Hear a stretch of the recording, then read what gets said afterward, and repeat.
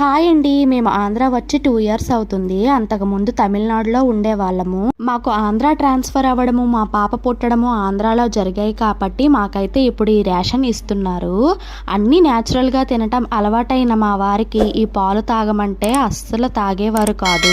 ఈ రేషన్ ఇచ్చిన ప్రతిసారి గుడ్లు, పిండి ప్యాకెట్ ఉంచుకొని మా కింద ఉన్న సెక్యూరిటీ ఆమెకైతే నేను ఈ మిల్క్ ప్యాకెట్స్ ఇచ్చేసేదాన్ని. తనైతే ఇవి యూజ్ చేసుకునేది. ఒకసారి మా వారికి తెలియకుండా ఈ మిల్క్ ప్యాకెట్స్తో పన్నీర్ అయితే చేశాను. చాలా బాగా వచ్చాయి. పాలు తాగడానికి నచ్చని మా వారు పన్నీర్ కర్రీ మాత్రం లొట్టలు వేసుకొని తిన్నారు.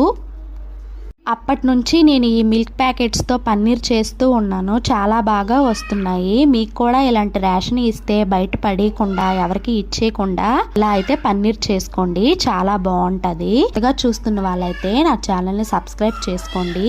Thank you for watching. చూడండి ఎంత స్పాంజీగా వచ్చాయో. Bye bye.